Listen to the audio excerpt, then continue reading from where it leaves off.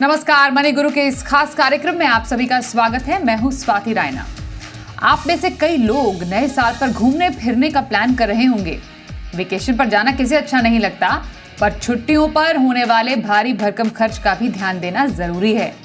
अगर tension free holiday मनानी है तो छुट्टियों से पहले निवेश की प्लानिंग करें। आज हम आपको बताएंगे देश से लेकर विदेश तक की वेकेशन प्लानिंग कैसे करें, और साथ ही होंगे कुछ last minute smart planning tips भी। हमारे साथ इस चर्चा में शामिल हो चुके हैं वाइज इन्वेस्ट के सीईओ हेमंत रुस्तगी और mutual fund expert Vishwajeet Parashar. Hemant ji और विश्वजीत जी, दोनों का बहुत स्वागत है मनी गुरु के आज के इस खास कार्यक्रम में। और बहुत इंपॉर्टेंट हो जाता है वेकेशन प्लानिंग के बारे में बात करना, क्योंकि ये ना सिर्फ एक घूमना फिरना एक रिक्रिएशन है, बल्कि एक गोल भी है, एक निवेश का गोल भी है जिसको कई लोग सेट करते हैं अपने लिए। और अभी मौका भी है, टाइम भी है जब लोग धीरे धीरे प्लान कर रहे हैं। मैं सबसे पहले हेमंत जी, इम्पोर्टेंट समझना चाहती हूँ कि वेकेशन प्लानिंग आपको क्यों करनी चाहिए इन एडवांस, स्पेशली जो एक बजटिंग होती है किसी भी बड़े इवेंट से पहले, वेकेशन के लिए वो जरूरी क्यों? जी स्वाति, आई थिंक सबसे पहले तो ये समझना जरूरी है कि वेकेशन, जैसा आपने बिल्कुल सही कहा, हम सभी चाहते हैं कि हम वेकेशंस पे जाएं, और वेकेशंस हमारी लाइफ के लिए बहुत इंपॉर्टेंट भी है। चाहे वो हमारी मेंटल हेल्थ हो या फिर हमारी जो ओवरऑल हेल्थ वेलबींग हो, उसके अलावा हमें बहुत सारी कोई नई चीजें करने को मिलती हैं। हमारे जो रिलेशनशिप है वो स्ट्रेंथन होते हैं, क्योंकि जब हम अपनी नॉर्मल लाइफ में हैं तो हम कभी टेंस रहते हैं, कभी बहुत सारे इश्यूज रहते हैं। जब हम वेकेशन पे जाते हैं तो ऑब्वियसली हम बिल्कुल ईज हैं, हमें बहुत कुछ नया देखने को मिलता है, हमारा जो होराइजन है वो ब्रॉडन होता है। तो हम सभी के लिए आई थिंक वेकेशंस बहुत इंपॉर्टेंट है, और प्लानिंग करना तो इसलिए इंपॉर्टेंट है। देखिए स्वाति के जो कॉस्ट है ओवरऑल वेकेशंस की, वो काफी बढ़ गई है। तो मुझे लगता है कि उसके लिए प्लान करना बहुत ही इंपॉर्टेंट है, चाहे वो आपका डोमेस्टिक ट्रैवल हो, चाहे आपका फॉरेन ट्रैवल हो। और मेरा ये मानना है कि बजाय इसके कि आप हर छुट्टियां जाने के पहले आप स्ट्रगल करें कि हम ये पैसे कहाँ से जुटाएं, हम कहाँ पे जाएं, अगर आप उसको अपनी ओवरऑल इन्वेस्टमेंट प्लान का हिस्सा बना दें तो ये आपका गोल बन जाएगा। तो मान लीजिए, जैसे अगर आप ऐसा भी प्लान कर सकते हैं कि हम साल में एक ट्रिप हम डोमेस्टिक लगाएंगे, तो वो एकदम शॉर्ट टर्म हो गया। 2 या 3 साल में हम एक बार फॉरेन ट्रिप में जाएंगे, तो वो हमारा थोड़ा सा लॉन्गर टर्म हो गया। तो हमें इसको कॉर्पस एक्यूमुलेट करने के लिए हमें उसको इतना समय मिलेगा। तो जैसा हम जानते हैं कि over a period of time cost भी बढ़ती जा रही है, तो और क्योंकि कॉस्ट बढ़ रही है और हमें अगर रेगुलरली छुट्टी पे जाना है, तो फिर हमारे लिए प्लान करना जरूरी है। दूसरा एक इंपॉर्टेंट एस्पेक्ट है, मुझे लगता है, जो बहुत ही जरूरी है हमें समझना, कि अगर हम अपने क्रेडिट कार्ड्स को, इन्वेस्टमेंट की प्लानिंग करना तो जरूरी है ही, अगर हम अपने क्रेडिट कार्ड्स को बहुत स्मार्टली यूज करें, सिर्फ अपने रेगुलर एक्सपेंसेस के लिए यूज करें, ना कि अननेसेसरी एक्सपेंस करें, तो उससे जो पॉइंट्स हमको मिलते हैं, जो पॉइंट्स हम एक्यूमुलेट करते हैं, उससे हमारी कॉस्ट काफी कम होती है। चाहे वो हमारी ट्रैवल के एक्सपेंस हो, चाहे हमारे होटल के एक्सपेंस हो, उसमें क्योंकि जो पॉइंट्स मिलते हैं उसको आप यूज करते हैं बुकिंग्स के लिए। दूसरी बात, अगर आप रेगुलरली ट्रेवल करते हैं तो आप अगर एक पर्टिकुलर होटल चेन के पास जाएंगे, तो वो जो पॉइंट्स आप एक्यूमुलेट करेंगे उससे आपको फ्री नाइट्स मिलती हैं। तो एक तरफ तो आपको इसे अपनी ओवरऑल इन्वेस्टमेंट प्लानिंग का हिस्सा बनाना है, ताकि आप एक पैसा रकम इकट्ठी कर सको। दूसरी तरीके से दूसरा चीज ये है कि हमें थोड़ा अगर हम स्मार्टली क्रेडिट कार्ड को यूज करें तो हम अपनी कॉस्ट को भी कम कर सकते हैं। तो आई थिंक इंपॉर्टेंट है, जैसा हमने पहले भी कहा, कि वेकेशन इटसेल्फ बहुत हमारे लिए इंपॉर्टेंट है, साथ ही प्लानिंग करना भी बहुत इंपॉर्टेंट है। बिल्कुल। तो आप इन्वेस्टमेंट प्लानिंग से पहले, वेकेशन प्लानिंग से पहले थोड़ी इन्वेस्टमेंट प्लानिंग भी कर लीजिए। वेकेशन प्लान कर रहे हैं तो जो खर्चे होंगे छोटे या बड़े, उसको पूरा करने में आपको मदद देगा आपका ये इन्वेस्टमेंट। लेकिन कुछ हमारे ऐसे प्लान्स होते हैं वेकेशन के, जो कि हम प्लान अच्छे से करते हैं कि आज से 1 साल के बाद या 1.5 साल के बाद एक लंबे चौड़े फॉरेन ट्रिप पे जाना है। और कुछ होते हैं जो बहुत आसपास के हमारे होते हैं, गर्मियों की छुट्टियों के में जाना या विंटर वेकेशन पे जाना। इस तरीके के जो शॉर्ट टर्म के विश्वजीत जी प्लान्स होते हैं वेकेशन के, उसके लिए कैसी तैयारी की ज़रूरत होती है? क्योंकि टाइम तो ज़्यादा नहीं है, तो हम ऑफकोर्स वेकेशन भी उस तरीके का ही बनाते हैं, तो उसके खर्चे कैसे पूरे करने चाहिए? बिल्कुल स्वाति जी, सबसे पहले तो जैसा हेमंत जी ने बताया कि ट्रैवल करना बहुत इंपॉर्टेंट है। और अगर हम आज के जेनजी और यंग लोगों को देखें, तो उनके लिए बाकी गोल से ज्यादा इंपॉर्टेंट ट्रैवल गोल है, क्योंकि उन्हें लगता है कि जिंदगी ना मिले दोबारा। और कोविड के बाद तो ये बहुत इंपॉर्टेंट बन गया है कि लोगों को लगता है कि ट्रैवल करना बहुत जरूरी है, क्योंकि मेंटल स्ट्रेस से बचना चाहिए। अब कुछ लोग होते हैं जो ट्रैवलर जैसे इम्पल्सिव ट्रैवलिंग करते हैं, तो वो कहीं ना कहीं नुकसान में रहते हैं कि एकदम से अभी 3 दिन बाद ही कोई ट्रैवल प्लान बना लिया, तो कहीं ना कहीं प्लानिंग की बहुत जरूरत होती है, क्योंकि कुछ ऐसी डेस्टिनेशन हैं जो इंडिया में फॉरेन से भी ज्यादा महंगी है, और कुछ फॉरेन डेस्टिनेशन ऐसी हैं जो इंडिया से ज्यादा सस्ती हैं। तो आपको डेस्टिनेशन चूज करना बहुत क्लियरली रखना चाहिए, चाहे आप डोमेस्टिक ट्रैवल भी कर रहे हैं, पर अगर आप ऑफ सीजन में जा रहे हैं तो आपको बहुत सस्ता टिकट मिल सकता है। आप डील्स पे नजर रख सकते हैं, किस तरीके की होटल की डील्स निकल रही हैं, जो एप्स आप देखते हैं उनमें बहुत अच्छी डील्स मिल जाती हैं। तो ये सब चीजों को अगर हम ध्यान रखते हैं, तो चाहे डोमेस्टिक हो चाहे इंटरनेशनल हो, वो बहुत फायदा दे सकता है। जहां तक कि क्रेडिट कार्ड की बात है, बिल्कुल अगर हम कुछ पैसा 5% अपनी सैलरी का सेव करना शुरू कर दें, क्योंकि आने वाले टाइम में ट्रैवलिंग बढ़ता ही जा रहा है, और अगर हम नंबर्स देखेंगे, आंकड़े देखेंगे, तो ट्रैवलर्स के नंबर्स बढ़ते जा रहे हैं।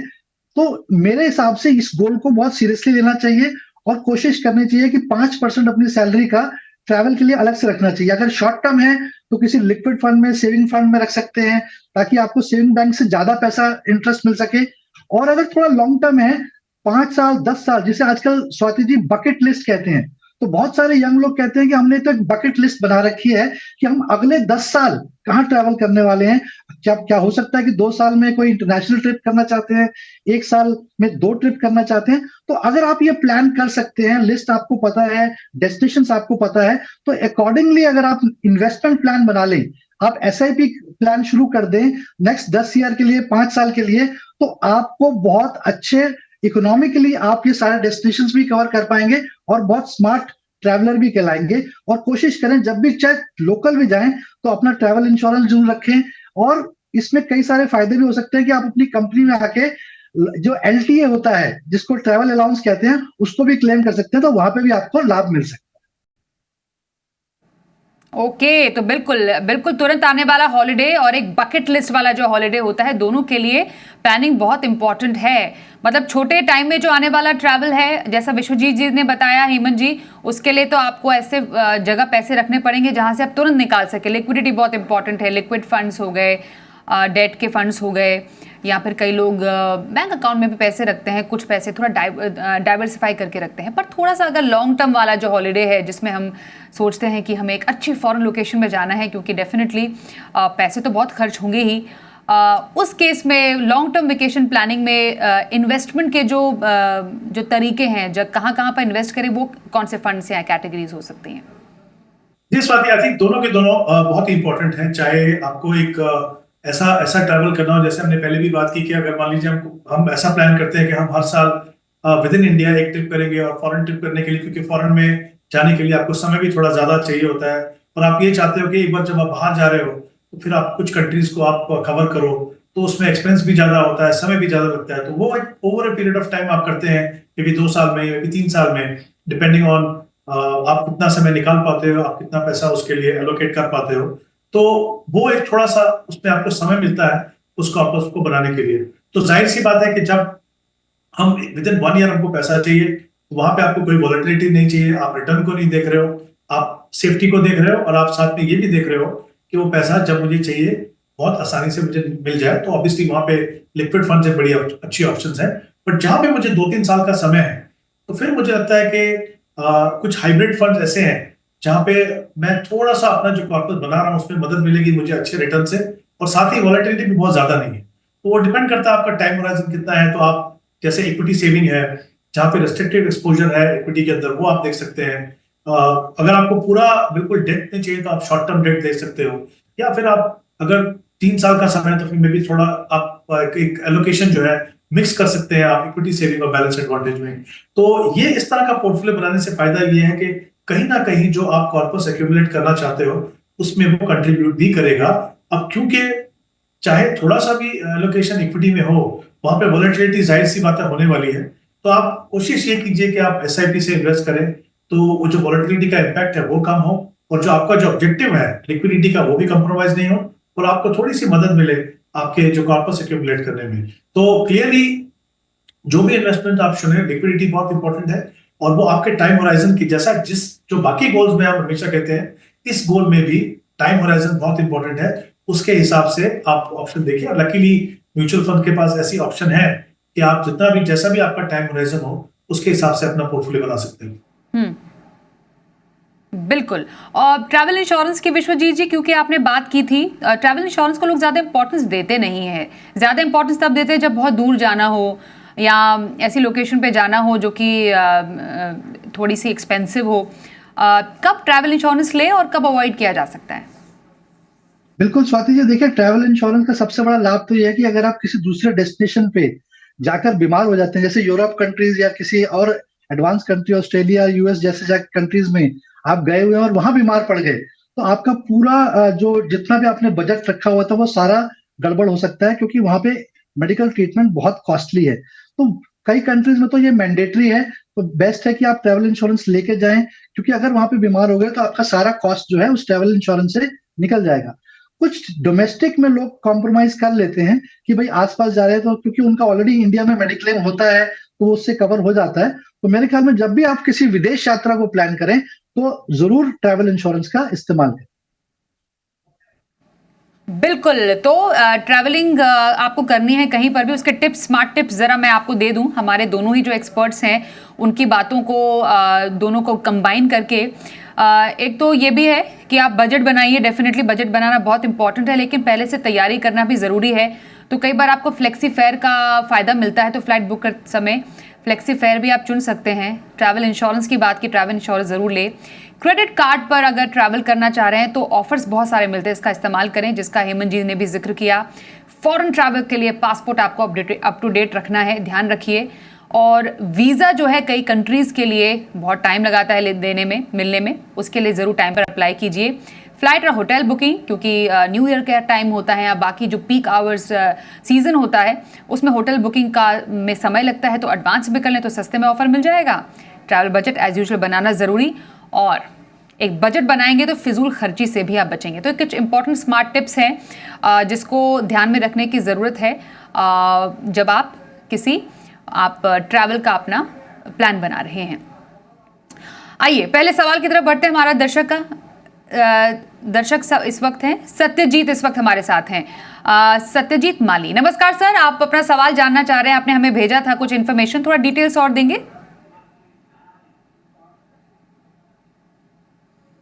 सत्यजीत जी, स्वागत करते हैं आपका मनी गुरु शो में। इन्वेस्टमेंट से जुड़ा हुआ आपने सवाल हमें भेजा था, थोड़ा और डिटेल्स देंगे? हाँ नमस्ते मैम, मैं सत्यजीत हूँ। मैं 38 साल उम्र है मेरी। मेरे म्यूचुअल फंड में टोटल अभी 21,000 की SIP है, और टोटल 9 म्यूचुअल फंड है, और सारे इंडेक्स फंड डायरेक्ट प्लान के हैं ग्रोथ। और पिछले 7 महीने से मैं इन्वेस्टेड हूँ, और अभी करंट इन्वेस्टमेंट मेरा 1,40,000 का है। मेरे एक इसमें 9 फंड है। फंड के मैं नाम आपको बताऊँ पूरे या? फंड है हमारे पास, फंड तो डिटेल्स हैं। टारगेट क्या है आपका? तो टारगेट मैम अभी शॉर्ट टर्म तो कोई टारगेट नहीं है मेरा। 15 से 20 साल के लॉन्ग टर्म ही है। बच्चों की हायर एजुकेशन और मैरिज के हिसाब से 4 से 5 करोड़ का मेरा 20 साल में टारगेट है, और 10% से स्टेप अप एनुअली कर सकता हूँ मैं। इसके अलावा मेरा कोई पर्टिकुलर रीजन सत्यजीत जी, आपने पूरा पैसिव जो पोर्टफोलियो बनाया है, खास वजह उसकी? इंडेक्स फंड का जो पोर्टफोलियो बनाया उसकी खास वजह? हाँ, पैसिव इन्वेस्टमेंट पहले भी मैंने इसके पहले भी एक्टिव फंड्स में थे। अभी एक जो मैंने घर के हिसाब से किया था वो तो मेरा गोल पूरा हो गया। पहले मेरा 8-10 लाख इन्वेस्टमेंट था। ओके। तो अभी ये थोड़ा सा पैसिव फंड्स और इंडेक्स फंड्स का इसलिए पिछले 1-2 साल में जब से बढ़े हैं ना, तो ये स्ट्रेटेजी फॉलो करके देखते हैं, ऐसा एक मैंने सोचा, इस हिसाब से मैंने ये प्लान बनाया है। तो यही बराबर है कि वही मुझको कंफर्म कर दो। इसमें मैं अभी 7 महीने से इन्वेस्ट हूँ। पहले का मेरा घर के लिए मैंने विड्रॉ कर लिया है, मेरे 8-9 लाख था मेरा इन्वेस्ट। और इसके अलावा मेरा NPS वगैरह सैलरी से जाता है, LIC का वगैरह, endowment plan, ULIP plan, Sukanya Samriddhi, PPF, LIC और यूलिप भी आपने किया है।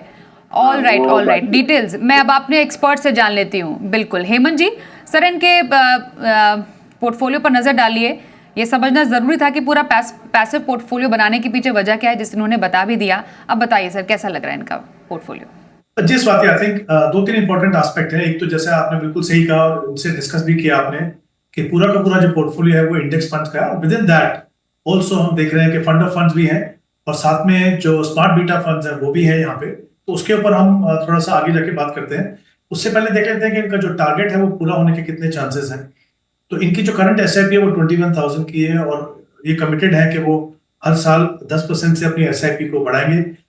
15 से 20 साल का इन्होंने समय कहा है। अगर मैं वो 20 साल का समय मान के चलूं और ये अपना प्रोसेस अगर कंटिन्यू करें, जो इनका जो डिफाइंड टाइम होराइजन है, तो करीब करीब 4 करोड़ का कॉर्पस वो बना पाएंगे।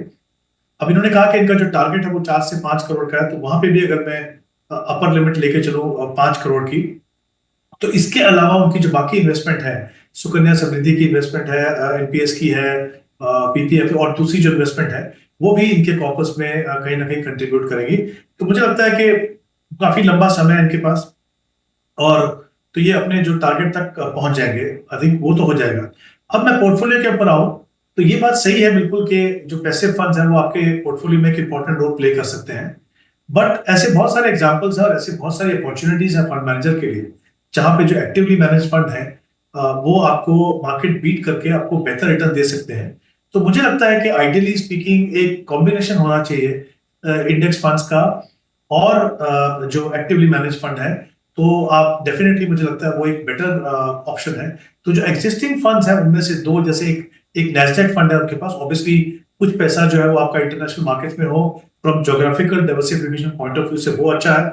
फिर इनके पास एक निफ्टी 500 फंड है इक्वल वेट, जिसमें वो 5,000 इन्वेस्ट कर रहे हैं, वो रख सकते हैं। बाकी जो पैसा है 14,000 के करीब, मुझे लगता है उसमें इनको एक्टिवली मैनेज फंड को कंसिडर करना चाहिए। मैं कुछ सजेशन दे रहा हूँ, ये कंसिडर कर सकते हैं उसको। मोतीलाल ओसवाल मिड कैप, इनके पास एक मिड कैप इंडेक्स फंड है और एक माइक्रो कैप है। तो अगर आप मिड कैप इंडेक्स को देखें तो इस फंड ने, मोतीलाल ओसवाल जो mid cap fund actively manage fund, consistently benchmark को बीट किया है। तो मुझे लगता है मोतीलाल ओसवाल में 4,000 कर सकते हैं आप। और बंधन कोर जो लार्ज एंड मिड में है, अगेन कंसिस्टेंटली बहुत अच्छा परफॉर्म किया है, वहां पे 5,000। और एक मल्टी कैप फंड चाहिए आपको, ताकि जो तीनों सेगमेंट के अंदर आपका जो एक्सपोजर है वो बना रहे, जो कोटक मल्टी कैप। 14,000 जो इन्वेस्टमेंट है वो एक्टिवली मैनेज फंड में और 7,000 एक इंटरनेशनल फंड और एक फंड ऑफ जो इंडेक्स फंड है। ये कॉम्बिनेशन मुझे लगता है थोड़ा बेहतर हो सकता है। तो इंडेक्स फंड हो सकता है आपके पोर्टफोलियो में, बट जैसा मैंने कहा कि एक कॉम्बिनेशन रखेंगे तो मुझे लगता है लॉन्ग टर्म में वो बेहतर है। बिल्कुल, एक डाइवर्सिफिकेशन इन टर्म्स ऑफ जो type of style of investing है उसमें भी रखिए। इंडेक्स के साथ साथ कुछ एक्टिव फंड्स जो हैं वो भी शामिल करने की आपके लिए सलाह है। बहुत शुभकामनाएं सत्यजीत जी आपके गोल्स के लिए। ब्रेक के लिए रुकते हैं, ब्रेक के बाद कुछ और कॉलर्स हैं हमारे साथ, उनसे भी करेंगे बात।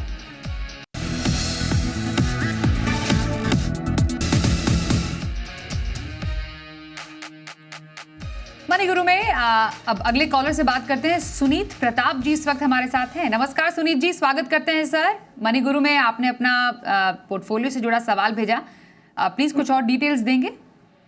जी मैम नमस्कार। जी मैम, मैं SIP करना चाहता हूँ और मैं मंथली 25,000 का SIP कर सकता हूँ। और ज़्यादा नॉलेज मैम मुझे इसका म्यूचुअल फंड का है नहीं, तो मैं सिंपल सा कुछ सजेशन चाहता हूँ सर से, जिसको मैं रेगुलर कर सकता हूँ और मैं स्टेप अप कर सकता हूँ 10% हर साल उसमें। और टाइम है मुझे करीब 20 साल का मेरे पास टाइम है। बच्चों की एजुकेशन, शादी के लिए प्लान है मेरा। और एक 5 लाख का मैम मुझे लमसम भी करना है। तो कौन से म्यूचुअल फंड्स में मैं निवेश करूं जिससे मैक्सिमम रिटर्न मुझे मिल सकते हैं? ठीक है सुनीत जी, एक बार अपनी उम्र बता देंगे प्लीज? 32 ईयर्स है मैम मेरी एज मैम। फिर से सॉरी? 32। ओके ठीक है। विश्वजीत जी, ये तो बहुत अच्छा सवाल है कि अभी इनको शुरू करना है, शुरू करने से पहले सलाह ले रहे हैं। यूजुअली लोग शुरू करने के बाद फिर सलाह लेते हैं, तो ये तो बहुत ही अच्छे टाइम पर कॉल कर रहे हैं। अब आप इन्हें गाइड कीजिए। जी बिल्कुल स्वाति जी, सुनीत जी अब 32 इयर्स के हैं, तो इनके पास एक अच्छा टाइम होराइजन है। 20 वर्ष का टाइम इन्होंने खुद बताया। तो यहाँ पे अगर ये SIP स्टार्ट करेंगे तो बहुत अच्छा कॉर्पस क्रिएट कर सकते हैं। तो सबसे पहले मैं इनको सलाह दूंगा कि एक डाइवर्सिफाइड और बैलेंस पोर्टफोलियो बनाएं, जिसमें कि डिफरेंट कैटेगरीज के फंड हो, डिफरेंट एएमसीज के फंड हो, ताकि एक अच्छा डाइवर्सिफिकेशन मिल सके अक्रॉस मार्केट कैप्स। तो जो कुछ फंड्स मैं इनको सलाह देना चाहूंगा वो है ICICI prudential blue chip fund, Motilal Oswal का मिड कैप फंड, बंधन का स्मॉल कैप फंड, कोटक का मल्टी कैप फंड, और चाहे तो एक बजाज फिनसर्व का फ्लेक्सी कैप फंड। तो ये 5 फंड हैं सुनीत जी। आप 5-5 हजार रुपए की एसआईपी इन फंड्स में करिए और इसको लगातार कंटिन्यू रखिएगा, बीच में ब्रेक ना कीजिए। तो अगर आप ये कंटिन्यू करते हैं 25,000 की एसआईपी, तो 20 वर्ष में 12% का अगर हम सीएजीआर लेके चलते हैं तो करीब करीब 2.5 करोड़ रुपया बन जाता है। वहीं सुनीत जी, अगर आप कोशिश करें 10% का स्टेप अप करें, मतलब हर साल जब भी कोई आपका इंक्रीमेंट हो, कोशिश करें अपनी एसआईपी बढ़ाते रहें। अगर आपने 10% का स्टेप अप किया तो 20 वर्ष में यही रकम 5 करोड़ की बन जाएगी। तो ये केवल एसआईपी से है। और जो आप 5 लाख रुपए निवेश करना चाहते हैं, कोशिश करें इन्हीं 5 फंड्स में 1-1 लाख रुपए आप इसमें डिवाइड कर दीजिए, ताकि आपका एक लमसम भी इन्वेस्ट हो जाएगा और एसआईपी भी उन्हीं फंड्स में हो जाएगी, और इन्हीं 5 फंड्स को आप आराम से ट्रैक भी कर सकते हैं। कोशिश करें हर साल या 6 महीने में अपने पोर्टफोलियो को रिव्यू करते रहें। अगर कोई फंड बहुत अच्छा नहीं परफॉर्म कर रहा है तो उसको चेंज कर सकते हैं, बट अदरवाइज कोशिश करें डिफरेंट एसेट क्लासेस में, डिफरेंट कैटेगरीज में ही निवेश करते रहें, ताकि एक अच्छा फंड पोर्टफोलियो बन सके और रिस्क भी आपका काफी कम रहे। तो बहुत बहुत शुभकामनाएं सुनीत जी आपके कॉर्पस के लिए। ओके, तो ये सुनीत जी आपने सवाल पूछा इन्वेस्ट करने से पहले। बहुत बहुत शुभकामनाएं आपको आपके इन्वेस्टमेंट के लिए। जो कुछ सलाह दी गई है उस पर जरूर गौर कीजिएगा। अगला सवाल प्रियंका जैन का इस वक्त हमारे पास आ रहा है। म्यूचुअल फंड में निवेश के लिए इन्हें सलाह चाहिए। 20 लाख रुपए ने लमसम पैसे डालने हैं।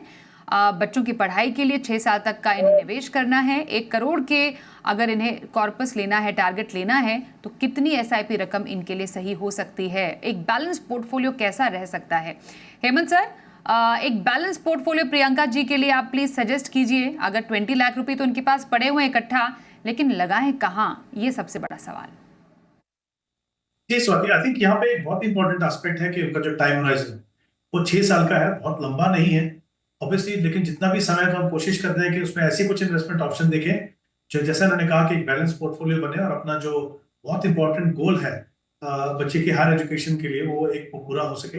तो मुझे लगता है कि इनका जो टाइम होराइजन है, जैसे उन्होंने 6 साल कहा, यूजुअली हायर एजुकेशन का जो पैसा है वो over a period of time आपको रिक्वायरमेंट पड़ती है, 4 या 5 साल मान लीजिए, डिपेंडिंग ऑन किस तरह का वो कोर्स है, किस तरह की वो एजुकेशन है।